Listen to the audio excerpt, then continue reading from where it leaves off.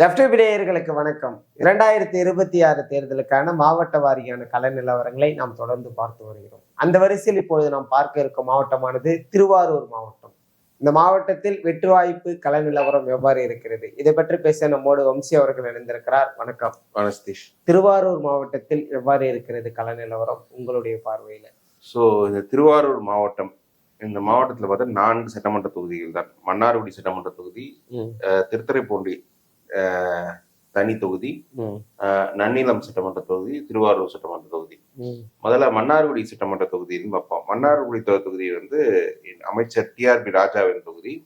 இந்த தொகுதியை கடந்த 3 தேர்தலாக வெற்றி பெற்றிருக்காரு. 2011 ஜெயிச்சிருக்கு. அதுக்கு முன்னாடி கம்யூனிஸ்ட் ஜெயிச்சிருக்காங்க. ஸோ டெக்னிக்கலி இந்த டிஎம்கே அலையன்ஸ்க்கு 96 ஸ்ட்ராங் ஹோல்ட் தான். நீங்க 91க்கு அப்புறம் அதிமுக இந்த தொகுதியில் வெற்றி பெற்றதே கிடையாது. ஸோ இங்க வந்து டிஆர்பி ராஜாவுக்கு வந்து 2021 சிவராஜ மாணிக்கம்னு ஒரு கேண்டிடேட் அதிமுக வந்து கண்டஸ்ட் பண்ணா. அவங்க வந்து 26% எடுத்தாங்க. டிஆர்பி ராஜா வந்து 45% எடுத்தாங்க.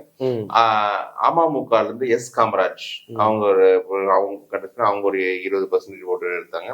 அப்புறம் நாம் தமிழர் ஒரு 10,000 ஓட்டு எடுத்திருக்காங்க. மற்ற மக்களின் மையத்துல பெருசாக ஓட்டு இல்லை. இப்போ வந்து டிஆர்பி ராஜாக்கு எதிராக இப்ப அமமுக சேர்ந்து எஸ் காமராஜ் அதிமுக கூட்டணியில கண்டெஸ்ட் பண்றாரு. நாம் தமிழ்ல இருந்து பாரதி செல்வன் கண்டெஸ்ட் பண்றாங்க. டிவிகேல இருந்து யூவிஎம் ராஜாராஜன் கண்டெஸ்ட் பண்றாரு. ஸோ இதுல வந்து டெக்னிக்கலி நம்ம பார்த்தா வச்சுக்கோங்களேன், இது அதிமுக அமமுக சேரும்போது அந்த டிஆர்பி ராஜா எடுத்த ஓட்டு கூடுதல் ஓட்டா இருக்கும். பட் ஆனா இங்க என்ன சிக்கல்னா, இதே எஸ் காமராஜ் தான் 2016 ஜெயலலிதா இருக்கும்போது இங்க கண்டெஸ்ட் பண்றாரு அதிமுக கேண்டிடேட்டா. ஆனா அவர் வந்து 43.3% ஓட்டு தான் எடுத்திருக்காரு. அப்புறம் டிஆர்பி ராஜா 49% போயிட்டு போறாரு. என்னன்னா இப்ப டிஆர்பி ராஜா மந்திரியா இங்க உள்ள வர்றாரு. ஸோ அதோட இம்பாக்டும் கொஞ்சம் நிறைய இருக்கும். ஸோ இது வந்து ஆக்சுவலி டிஆர்பி ராஜாவோட இண்டிவிஜுவல் கிளவுட் இது பண்ணி தான் இருக்கு. பிளஸ் இப்போ சசிகலாவும் கொஞ்சம் அவங்க ஒரு கேண்டிடேட் போட்டு கொஞ்சம் இதில் ஸ்பிட் பண்றாங்க. அதெல்லாம் பொறுத்து இருக்கு. ஸோ இங்க வந்து கொஞ்சம் மிக்ஸ்டாவே போகும். பட் அதுல வந்து டிஆர்பி ராஜாவுக்கு ஒரு எட்ஜுக்கு கிடைச்சாரு. இந்த தொகுதியோட காஸ்ட் கம்போசிஷன்ஸ் பார்த்தோம்னா, தொகுதி காஸ்ட் கம்போசிஷன் பார்த்தோம்னா இங்க முக்குளத்தோர், அதாவது கல்லரும் அகமுடியார் சேர்த்து 47% இருக்காங்க. டிஆர்பி ராஜா அகமுடியார் சமுதாயத்தை சேர்ந்தார். பல்லர் அவங்க சேர்த்து எஸ்சி அப்படின்னு சேர்த்து 34% இருக்காங்க. அப்புறம் முத்திரையர் 7% இருக்காங்க. அப்புறம் முஸ்லிம்ஸ் ஒரு 5% இருக்காங்க. ஸோ முத்திரையர், முஸ்லிம்ஸ் பிளஸ் இவரோட அகமுடியார் கம்யூனிட்டி எல்லாமே சேர்த்து இதுவே டிஆர்பி ராஜா ஒரு கம்ஃபர்டபுள் மெஜாரிட்டிக்கு எடுத்துட்டு போயிட்டு நினைக்கிறேன். போன வாட்டி கொஞ்சம் அமமுக கொஞ்சம் முஸ்லிம் ஓட்டுல கொஞ்சம் பிரிச்சுக்கலாம். பட் அதுவும் சேர்ந்து இந்த வாட்டி வந்துன்றதால டிஆர்பி ராஜா ஒரு கம்ஃபர்டபுள் லீட்ல இங்க இருக்காதான் நான் ஃபீல் பண்றேன். அடுத்து திருவாரூர் சட்டமன்ற தொகுதி. திருவாரூர் சட்டமன்ற தொகுதியை பொறுத்தது கலைஞர் கருணாநிதி கடைசியாக கண்டெஸ்ட் பண்ற தொகுதி. அவர் பிறந்த ஊரு. ஸ்டாலின் கூட ஒரு கூட்டு பிரச்சாரத்தை அங்க வந்து ஸ்டார்ட் பண்ணியிருக்காரு. இந்த தொகுதி வந்து அதிமுக இந்த தொகுதி வென்றதே கிடையாது. ஆரம்ப காலத்துல கம்யூனிஸ்ட், திமுக இந்த பெல்ட் கொஞ்சம் கம்யூனிஸ்ட் பெல்ட் அப்படி இருக்கு. ஸோ இங்க வந்து கடந்த தேர்தலில் வந்து திமுக சேர்ந்த பூண்டி கலைவாணன் அவங்க வந்து 52% ஓட்டு எடுக்கிறாரு. அவருக்கு எதிராக அதிமுக சேர்ந்த பன்னீர்செல்வம் அவங்க ஒரு 28% எடுக்கிறாங்க. நாம் தமிழர் இங்க வந்து ராம் தமிழர் கொஞ்சம் நல்ல ஃபைட் இருக்கு. அவங்க ஒரு 26,000 ஓட்டு எடுத்திருக்காங்க. 12% ஓட்டு எடுத்திருக்காங்க. அப்புறம் எஸ்டிபிஐ இங்க ஒரு 6,000 ஓட்டு அவங்க எடுத்திருக்காங்க. அப்புறம் கபிலரசு மக்களின் பயம் அவங்க 4,000 ஓட்டு எடுத்திருக்காங்க. இப்போ வந்து பூண்டி கலைவாணனுக்கு எதிராக பாஜக இருக்குது. கோவிச்சந்திர கேண்டிடேட். நாம் தமிழர் கட்சி அஸ்வினி பூபதி பாலன் ஒரு கேண்டிடேட் நினைக்கிறாங்க. அப்புறம் டிவிகே இருந்து வீரமணி நினைக்கிறாரு. ஸோ இங்கேயும் கொஞ்சம் டிவிகே அங்கங்க கொஞ்சம் ஸ்பிளிட் பண்ணாலும் நாம் தமிழர் எடுத்த அந்த இப்ப நாம் தமிழர் அஸ்வினி எடுத்த அந்த 26,000 ஓட்டு இதுல டிவிகே கொஞ்சம் போகும். பாஜக அதிமுக ஓட்டு கொஞ்சம் போகும். ஸோ இந்த தொகுதியை பொறுத்த டிவிகேவோட ஒரு 2வது இடத்த கூட வர வாய்ப்பு இருக்கு. பட் திமுக வந்து சாலிடா அவங்க ஓட் பேங்கை வந்து தக்க வச்சிரும் அப்படின்னு தான் நான் ஃபீல் பண்றேன். ஸோ நன்னிலம் சட்டமன்ற தொகுதியை பொறுத்தவரை அதிமுகவின் முன்னாள் அமைச்சர் காமராஜ் அவர் தொடர்ந்து 3 முறை வெற்றி பெற்றிருக்காரு. 2011, 16, 21. ஸோ கடந்த தேர்தலில் காமராஜ் வந்து கிட்டத்தட்ட 47% ஓட்டு எடுத்திருக்காரு. அவருக்கு எதிராக போட்டிட்ட ஜோதிராமன் திமுக வேட்பாளர் அவங்க நல்லா ஃபைட் கொடுத்துருக்காங்க, 45% எடுத்திருக்காங்க. நாம் தமிழர் ஃபாத்திமா ஃபர்ஹானா இவர் ஷாகுல் அமீது அவரோட பொண்ணு ஃபாத்திமா ஃபர்ஹானா அவங்க வந்து 13,000 ஓட்டு எடுத்திருக்காங்க, 6% ஓட்டு எடுத்திருக்காங்க. அமமுக ஒரு பர்சன்டேஜ் கிட்ட எடுத்திருக்காங்க.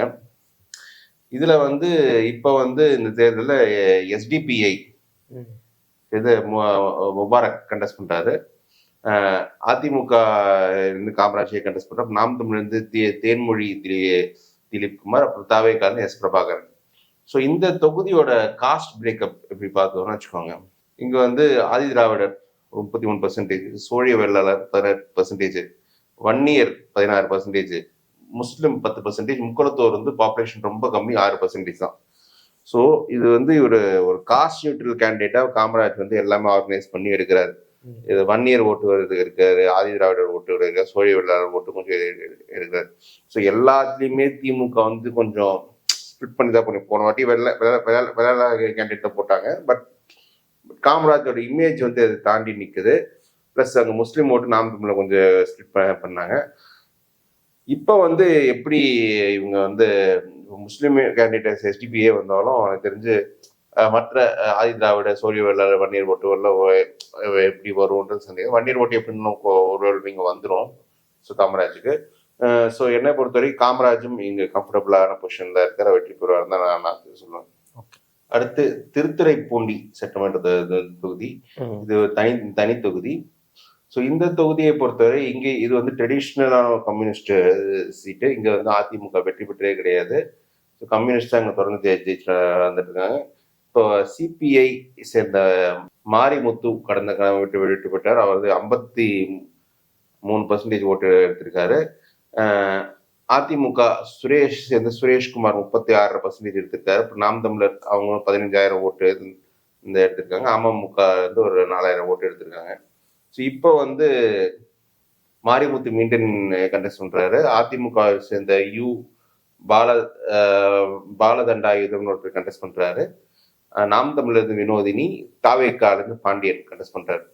ஸோ இங்க வந்து என்னன்னா இந்த தொகுதியோட காஸ்ட் பிரேக்கப் பார்த்தீங்கன்னா இந்த எஸ்சி பாப்புலேஷன் 40% இருக்கு, முக்குளத்தோர் ஒரு 20% இருக்கு, முத்திரையர் 11%, முஸ்லிம் 10%, வன்னியர் 6%. ஸோ வன்னியரும் முக்குளத்தோரும் அதிமுக ஃபுல்லா ஓட்டு போட்டா கூட இங்க வந்து எஸ்சி பிளஸ் முத்திரையர் பிளஸ் முஸ்லிம் கன்சால்டேஷன்ல வந்து இவர் கான்ஃபிடண்டா இருக்கு. மற்றெல்லாம் மேபி கொஞ்சம் அவங்க முக்குளத்தோர் ஓட்டாங்க ஸ்பிட் ஆனாலும் இந்த 3 செக்ஷன்ஸ்ல பக்கா வரதால மீண்டும் சிபிஐ கட்சியை சேர்ந்த, அதாவது இந்திய கம்யூனிஸ்ட் கட்சியை சேர்ந்த மாரிமுத்து வந்து திமுக கூட்டணி சார்பாக மீண்டும் வெற்றி பெறுவார் நினைக்கிறேன். திருவாரூர் மாவட்டத்தில் இருக்கக்கூடிய 4 சட்டமன்ற தொகுதிகளுடைய நிலவரம் பார்த்தோம். அந்த 4 சட்டமன்ற தொகுதிகள் மன்னார்குடி, திருவாரூர், நன்னிலம், திருத்துறைப்பூண்டி. இதுல நன்னிலம் தொகுதி மட்டும் அதிமுக வெற்றி பெறக்கூடிய தொகுதியா இருக்கு. மீதமுள்ள 3 தொகுதிகளும் திமுக வெற்றி பெறக்கூடிய தொகுதிகளா சொல்லியிருக்கீங்க. மேலும் ஒரு மாவட்டத்துல சந்திப்போம். நன்றி.